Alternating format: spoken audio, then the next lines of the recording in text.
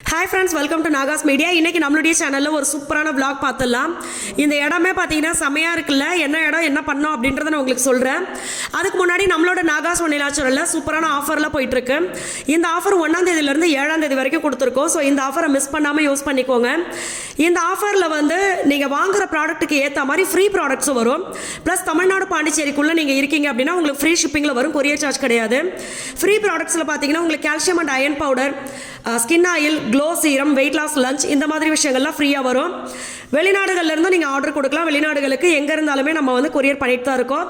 So எங்கே இருந்தாலும் நீங்கள் ஆர்டர் கொடுக்கலாம். இந்த ஆஃபரை உங்களுடைய ஃப்ரெண்ட்ஸ் அண்ட் ஃபேமிலி கூடயே ஷேர் பண்ணிக்கோங்க. கண்டிப்பாக உங்களுக்கு ரொம்ப யூஸ்ஃபுல்லாக இருக்கும்.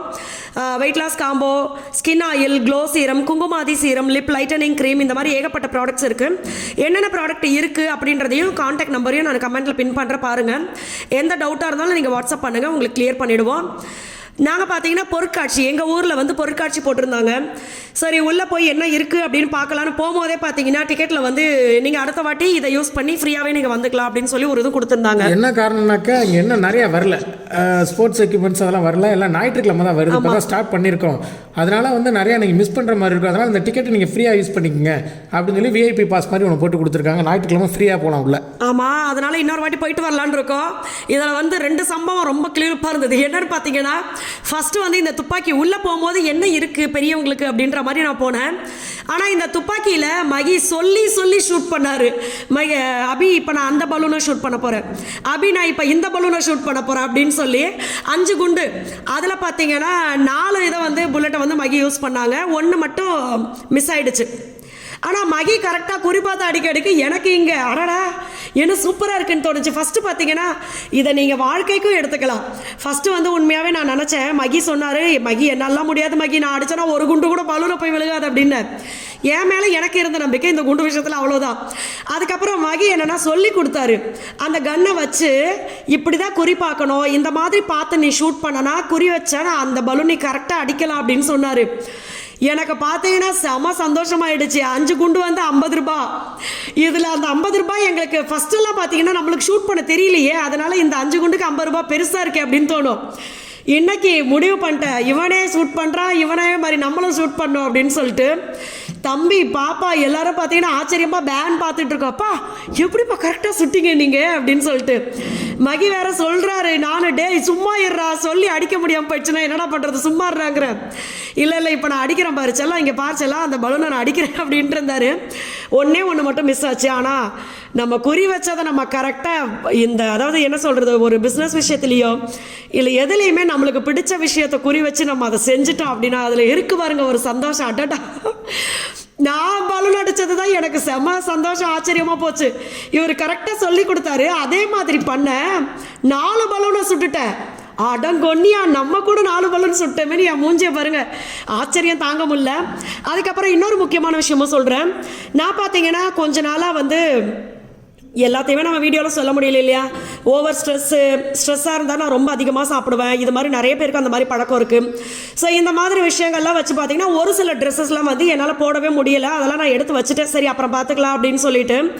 ஆனால் இந்த ட்ரெஸ்ஸு இது பார்த்தீங்கன்னா இதுக்கு ஒரு கதையே இருக்குது. எங்கள் பாப்பாவுக்கு காரணியாக்கு எடுத்த ட்ரெஸ்ஸு, அதை கொஞ்சம் நான் போட்டு பார்த்தா ஓகேன்ற மாதிரி இருந்தது. அதுக்கப்புறம் பார்த்தீங்கன்னா திருப்பி போடவே முடியல. இந்த வாட்டி நான் இன்னைக்கு காலையில் கூட ஒரு ட்ரெஸ் போட்டு நம்மளுடைய ஷார்ட்ஸ் வீடியோவில் போட்டிருப்பேன். இது எல்லாமே ஒரு மாதத்துக்கு முன்னாடி சுத்தமாக போடவே முடியாத நிலைமைக்கு மாதிரி ஆயிடுச்சு. ஆனால் இப்போ பார்த்தீங்கன்னா என்னோட 10வது ட்ரெஸ் எல்லாத்தையுமே எடுத்து நான் போட்டுட்ருக்கேன். இதுக்கு ஒரே ரீசன் வெயிட் லாஸ் காம்போ, அது நம்ம கொடுத்துட்ருக்கோம். ஸோ இதை யூஸ் பண்ணி இந்த 1 மந்தில் என்னால் இந்த ட்ரெஸ் எல்லாத்தையுமே போட முடிஞ்சிருக்கு. ஸோ வெயிட் லாஸ் பண்ணணும்னு நினைக்கிறவங்க எதை பற்றியுமே கவலைப்படாதீங்க. ஹெல்த்தியாக நம்ம வெயிட் லாஸ் பண்ணணும். ஒரு விஷயத்தை எடுக்கிறதுனால இன்னொரு சைடு எஃபெக்டை எடுத்துக்கக்கூடாது. ஸோ அதனால் ஹெல்த்தியாக வெயிட் லாஸ் பண்ணுங்கள். நம்மளுடைய வெயிட் லாஸ் காம்போ வந்து சிறுதானியங்கள் வச்சு பண்ணுறது. ஒரு நாளைக்கு 3 வேளைக்கு தேவையான ஃபுட்டு எல்லாமே நம்மளே கொடுத்துருவோம். எப்படி ஃபாலோ பண்ணணுன்ற டீட்டெயில் வீடியோவும் கொடுத்துருவோம். ஸோ நீங்கள் ட்ரை பண்ணலாம். அடுத்து வந்து பார்த்தீங்கன்னா நாங்கள் வந்து ஆக்சுவலாக உள்ளே போனோம். அந்த போண்டா, பச்சி, பக்கடா இதெல்லாம் நாங்கள் உள்ளே போகும்போது சொல்லிட்டு டாபி அந்த மாதிரி ஐட்டம்ஸ்லாம் எதுவும் சாப்பிட வேண்டாப்பா, வேறு ஏதாவது சாப்பிடலாம்னு சொல்லி உள்ளே போய் பார்த்தா வேறு எதுவுமே இல்லை. ஏன்னா ஞாயிற்றுக்கிழமை தான் எல்லாம் வரும்னு சொல்லிட்டாங்க. சரி வந்ததுக்கு இந்த சர்பத்தாயை குடிச்சிட்டு போன்னு சொல்லிட்டு தம்பிகிட்ட சர்பத் போட சொன்னா தம்பி கிளாஸை போட்டு அடி அடிச்சு உடைக்கிறாப்புல. குலுக்கி சர்பத்துன்னு சொன்னாங்க. இதுதான் குலுக்கி சர்பத்தாடா, குளுக்கிறதுனால தோணுச்சு. அந்த கிளாஸ், கண்ணாடி கிளாஸ் மேலே இந்த சில்வர் டம்ளர் வச்சு அதை லாக் பண்ணிட்டு இங்கே பாருங்க இவங்க அப்பா இது ஒரு போட்டு ஸ்பூனை போட்டு கலக்கினாலே கலக்கி இருந்திருக்கும். தம்பி போட்டு கேமரா போட்டு அடி அடிக்கிறாருன்னா எல்லாருடைய அட்டென்ஷனை திருப்புறது தான். அதுதான் எல்லாரையுமே வந்து நம்ம கவர்ற ஒரு விதம் தான். ஆனா என்னன்னா எனக்கு என்ன டவுட் ஆகி போச்சு பாருங்க, கிளாஸ் டம்ளர் கண்ணாடி டம்ளர் போட்டு இந்த தட்டு தட்டுறாங்களே, அதில் ஏதாவது கிளாஸ் பீஸ் சின்ன சின்னதாக கலந்துட்டா என்ன பண்ணுறது? அதை தானே நம்மளும் பிள்ளைங்களும் குடிக்கணும்னு ஆண்டவா என்னைய காப்பாத்துன்னு சொல்லிட்டு தான் குடித்தேன். கிட்ட இருக்கிற குட்டி பசங்க எவ்வளோ பேர் பாருங்க, அவங்கெல்லாம் என்ன பண்ணியிருக்காங்கன்னா அவங்களா காசை சேர்த்து வச்சு வந்திருக்காங்க. ஒரு ஜூஸ் குடிக்கிறதுக்கு அவங்க கணக்கு போட்டிருக்காங்க பாருங்க. அவ்வளவு அழகாக இருந்தது அந்த பசங்க பேசுறது. நான் ரொம்ப ரசிச்சுக்கிட்டு இருந்தேன். அதான் எனக்கு சிரிப்பு தாங்கலை. இது வாங்கிக்கலாம்டா, இதை கலந்தா இது 60 ரூபாவாண்டா, இதை கலந்தா இது 70 ரூபாயா, ஷேர் பண்ணிக்கலாம் இப்படின்னு சொல்லி அவ்வளோ அழகாக பேசிகிட்டு இருந்தாங்க. உண்மையாகவே அப்போ அந்த பிள்ளைங்க வந்து இந்த 60 ரூபாயை செலவு பண்ணுறதுக்கு ஒரு கணக்கு பார்க்குறாங்கல்ல, இதை இப்படி பண்ணால் இது நல்லது, இது அதே மாதிரி வளர வளர பார்த்தாங்கன்னா அவங்க லைஃபே நல்லாயிருக்கும். சிக்கனம் ரொம்ப தேவை. தம்பி ஏன் எழுதுறா அப்படின்னா பேய் வீட்டுல கூட்டாப்புல நாங்கள் யாருமே வரல வேணான்டா அடம் பிடிச்சி உள்ளே கூட்டு போனான். போகும்போது உள்ள என்ட்ரி ஆகலாம் டக்குன்னு மூஞ்ச மறைச்சிக்கிட்டான். சரியான சிரிப்பு. உள்ள போனா அந்த பசங்க பேய் வீட்டுக்குள்ள காலை பிடிச்சி இவனை பிடிச்சி தொங்கிட்டே முடியாதாங்க பேய் மாதிரி. எல்லாருமே பாத்தீங்கன்னா குட்டி பசங்க. இதுலயும் தம்பி போகும்போது பார்க்கணும், பாப்பா வேணாண்டா வேணாண்டாங்குது, நான் அப்படிதாண்டி போவேன் அப்படின்ட்டு போனா இவன் வரும்போது அழுதுகிட்டே வர்றான். இதில் பார்த்தீங்கன்னா ஒரு 2-3 நாள் வீடியோ வந்து சேர்த்து இருக்கும். ஏன்னா வந்து vlog வந்து என்னால் ஒரே நாளில் கவர் பண்ண முடியலை. அதனால் நான் அப்பப்போ என்னால் முடிஞ்சதை நான் எடுத்து வச்சுருந்தேன்.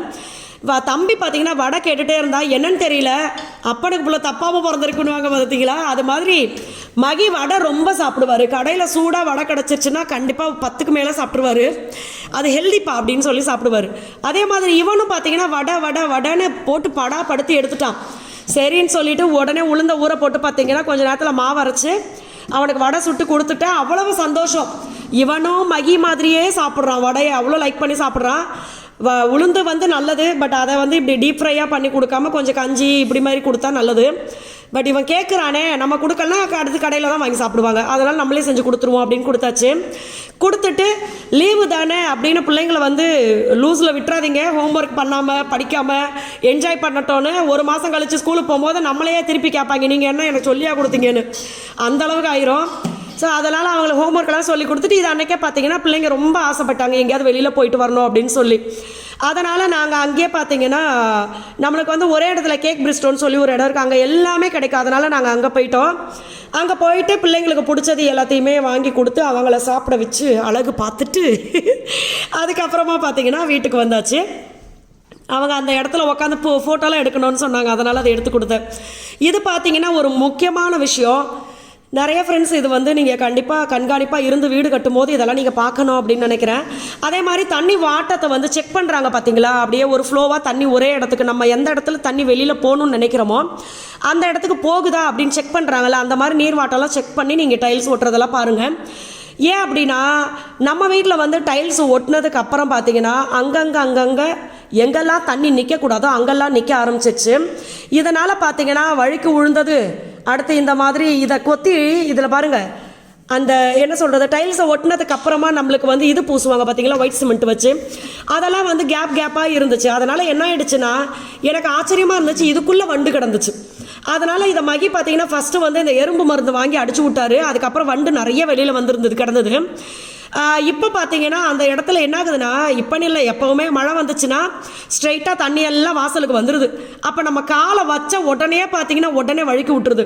அதனால் இதை ஒன்றுமே பண்ண முடியாத நீர் வாட்டம் அந்த மாதிரி ஆகிப்போச்சு. பட் அந்த இடத்துல தண்ணி நிற்கிறதுனால அந்த மரம் நிலை பார்த்தீங்கன்னா இது வந்து வேங்கை மரம், அந்த நிலையெல்லாம் ஒரு மாதிரி ஆகிடுது. அதனால் இப்போ மகி நானே அதை சரி பண்ணுறப்பா அப்படின்னு சொல்லிட்டாரு. அதை சொல்லி அவர் வேலை பார்த்துட்டு இருக்கும்போது இந்த வெளியில் வந்து நிற்கிற ஒரு சந்தோஷமே பார்த்தீங்கன்னா அந்த காற்று கூலிங்காக அப்படி வந்துச்சு. அதை என்ஜாய் பண்ணிட்டு உள்ளே வந்து மாட்டு ஊசி இருக்குல்ல, அதில் தின்னற சொயின்னு இழுத்து இந்த க்ளீன் பண்ண ஓட்டை இருக்குது பாருங்கள், எவ்வளோ பெருசாக தெரியுது பாருங்கள், அதுக்குள்ளே அடித்து விட்டார். அதை நீங்கள் வந்து உங்கள் வீட்டில் வேலை பார்க்குறீங்க அப்படின்னா நம்மளுக்கு வந்து இப்போ வேலை பார்க்குறவங்க வந்து காசு கம்மியாக, அதாவது ரொம்ப அதுக்குன்னு மட்டமாக வாங்க வேண்டியது இல்லை, சொல்கிற ரேட்டை விட கொஞ்சம் கம்மி பண்ணி பேச தான் நம்மளும் பார்ப்போம். அவங்க வந்து சொல்கிற ரேட்டை விட கொஞ்சம் கேட்குற ரேட்டை கொடுத்தா நல்லா இருக்குமே தான் எல்லாரும் அவங்கவுங்க சூழ்நிலைக்கு தான் நம்ம பார்ப்போம். பட் இருந்தாலும் கம்மியாக வருதுன்னு சொல்லி எல்லாருக்கிட்டையுமே இது பண்ணிக்காது, வேலை வந்து யார்கிட்ட வேணாலும் கொடுத்துடலாம் அப்படின்னு இல்லை. ஏன் அப்படின்னா ஓகே கம்மி தான், நீங்கள் பண்ணுங்கள், நான் உங்களுக்கு கம்மி பட்ஜெட்டில் பண்ணி கொடுக்குறேன் அப்படின்னு தான் எல்லாருமே உள்ளே வர்றாங்க. ஆனால் போக போக பார்த்தீங்கன்னா எங்களுக்கு கட்டுப்படி ஆகலை, அது இதுன்னு கையை வேலையில் வச்சுட்டு அதுக்கப்புறமா நம்மக்கிட்ட வந்து காசு அதிகமாக கேட்குறாங்க. அப்போ நம்ம என்ன யோசிப்போம், அந்த நேரத்தில் நம்ம யாரை போய் கூப்பிட்றது, சரி பண்ணுவோம் அப்படின்னு சொல்லி மைண்டு மாறிடுது. இது மாதிரி நிறைய விஷயங்கள். நாங்கள் ஒரு வீட்டை கட்டிப்பாரு கல்யாணத்தை முடிச்சு பாருவாங்கல்ல, கல்யாணம் கூட ஈஸியாக நடந்து போச்சு. இந்த வீடு கட்டுறதுக்குள்ளே பல விஷயங்கள், வாழ்க்கைக்கு தேவையான விஷயங்கள்லாம் கற்றுக்கிட்ட மாதிரி ஆகிப்போச்சு. அதனால தான் உங்களுக்கு சொல்கிறேன், வேலை செய்கிறதுக்கு நீங்கள் வந்து ஒருத்தவங்க கிட்ட ஒரு வேலையை ஒப்படைக்கிறீங்க அப்படின்னா கண்டிப்பாக நல்ல தரவாக தெரிஞ்சுக்கிட்டு, ஆல்ரெடி அவங்க வீடு வேலை பார்த்துருப்பாங்க இல்லையா, அதெல்லாம் கொஞ்சம் பார்த்து அதுக்கப்புறமா பண்ணுங்கள். ஏன்னா இது வந்து நம்மளுடைய வாழ்க்கையுடைய மொத்த உழைப்பையும் கொண்டு வந்து இந்த வீட்டு மேலே போட்டு நம்ம கட்டுறோம். எவ்வளவு ஆசையாக எவ்வளோ பேர் வாடகை வீட்டில் இருந்து எவ்வளவு அசிங்கங்களை பட்டு, எவ்வளோ விஷயத்தில் தண்ணி விஷயம், வீட்டில் பச்சை குழந்தைய வச்சுட்டு இருந்தோன்னா அதை அடிக்கடி யூரின் போக தான் செய்யும், அடிக்கடி மோஷன் போக தான் செய்யும், அதுக்கு துணி அலசி தான் போடுவோம். அதுக்கெல்லாம் கூட திட்டு வாங்குற மாதிரி இருக்கும் நிறைய பேருக்கு. அதனால் பார்த்தீங்கன்னா நம்மளே வந்து காசை கொஞ்சம் கொஞ்சமாக சேர்த்து வச்சு நம்மளுக்கு பிடிச்ச மாதிரி ஒரு வாட்டி வீடை கட்டுறோம், அதை உருப்படியாக கட்டுவோம்னு நம்ம பண்ணுறோம். ஆனால் இதே மாதிரி தான் கட்டுறவங்களும் பண்ணுவாங்களா, வேலை நம்மளுக்கு பார்த்து கொடுக்குறவங்களும் பண்ணுவாங்களா அப்படின்னா கிடையாது. அவங்களுக்கு அவங்களோட இது முக்கியம், அவ்வளோதான். எந்த அளவுக்கு வேலையை சீக்கிரம் முடிக்கிறோமோ, அதை நல்லா முடிக்கிறோமோ, எப்படி முடிக்கிறோமோ, சீக்கிரம் முடிச்சுட்டு இந்த வீட்டை விட்டு கிளம்புனா சரின்ற மாதிரி தான் இருப்பாங்க. அதனால் பணத்தை நீங்கள் செலவு பண்ணுறீங்க, கடவுளை கும்பிட்டு நல்ல ஆளுகளாக வேலைக்கு போட்டு நல்லபடியாக பண்ணுங்கள். இப்போ நாங்கள் பார்த்தீங்கன்னா அப்பப்போ பட்டிட்டிங்கிறீங்க வேலை பார்த்துட்ருக்கோம், அதை அப்பப்போ காமிச்சிட்டு தான் இருக்கேன் நானும். அதனால தான் நாங்கள் வந்து ஒரு சில விஷயங்களை அனுபவிச்சுட்டு இப்போ வருத்தப்படுறாமல் நீங்கள் படக்கூடாது. பெரிய வருத்தம் ஒன்றும் இது கிடையாது. பட் இருந்தாலும் சின்ன விஷயமா இருந்தாலும் அது இன்னொருத்தருக்கு அது பாசிட்டிவாக நடக்கட்டுமே அப்படின்றதுனால தான் உங்களுக்கு சொல்கிறேன். அதுக்கப்புறம் மகி தான் கீழே நம்மளுடைய மினி தோட்டத்தை போய் அளந்துட்டு வந்தார். அதில் பார்த்தீங்கன்னா கத்திரிக்காய் முளைச்சிருக்குதான். அந்த கத்திரிக்காவெல்லாம் போய் பார்த்துட்டு அதுக்கப்புறம் பார்த்தீங்கன்னா அது என்னடா மச்சான் பெருசாக வளர்ந்துருக்குது கிழங்கு, அது மரவள்ளி கிழங்கு, அது சக்கரவள்ளி கிழங்கு. அது இன்னும் ஒரு வாரத்தில் வெட்டிடலாம். இது சக்கரவள்ளி கிழங்கு. இதெல்லாம் இதே அது மாதிரி பெருசாக முளைக்குமா? அது கொடி மாதிரி சின்னோண்டா இருக்கும், நல்லா கிழங்கு நிறையங்க. எங்கள் பப்பாளி மரத்தில் பாருங்க எவ்வளோ காய் விட்டுருக்கு பார்த்தீங்களா. எனக்கு பப்பாளி ரொம்ப பிடிக்கும். ஃபர்ஸ்டெல்லாம் பார்த்தீங்கன்னா நான் பப்பாயா சாப்பிட்றேன்னு தெரிஞ்சு அங்கங்கே மரம் இருந்துச்சு, எங்கள் மாமியார் எடுத்துகிட்டு வந்து கொடுப்பாங்க. இது நாட்டு பப்பாளி மரம், சீட்ஸ் நிறைய இருக்கும் இதில். ஆமாம் ஆமாம், கண்டிப்பாக நீங்கள் வீட்டிலையே வளர்த்தா கூட விதை அதிகமாக இருக்கிற பழமாக பார்த்து வளங்க. கிருணி பழம் அது. அப்படியா? இது கூட மாடம் வந்துருச்சு, எல்லாமே வருது பாருங்களேன். அடுத்து இந்த இடத்துல பார்த்தீங்கன்னா கீரைகள் தான் அதிகமாக வச்சுருப்போம். துளசி செடியெல்லாம் நிறைய இருந்துச்சு, அதெல்லாம் கட் பண்ணி விட்டுருந்தேன். துளசி செடி அப்படின்னும் போது என்கிட்ட ஒரு சிஸ்டர் கேட்டிருந்தாங்க, அந்த விஷயத்துக்கு விளக்கம் சொல்லிடுறேன். துளசி செடியை வந்து சாமி கும்பிட்டா நல்லது அப்படின்னு சொல்கிறாங்களே, உண்மையா அப்படின்னு கேட்டிருந்தாங்க. நான் அதை ஃபாலோ பண்ணியிருக்கேன். துளசி செடிக்கு விளக்கேற்றி நான் 3 வாட்டி வளம் வந்து நான் சாமி கும்பிட்டுருக்கேன். கண்டிப்பாக அந்த அம்மா நிறைய நல்லது பண்ணியிருக்காங்க. நம்ம நம்பிக்கை வச்சு பண்ணோன்னா நல்லது நடக்கும், அதுதான். அதனால் உங்களுக்கு பிடிச்சிருந்தா பண்ணுங்கள், இதை பண்ணாதான் நல்லது நடக்கும் அப்படின்றது கிடையாது. நீங்கள் நல்லது பண்ணால் உங்களுக்கு நல்லது நடக்கும், அவ்வளோதான். ஸோ ஆஃபரையும் மிஸ் பண்ணாமல் யூஸ் பண்ணிக்கோங்க.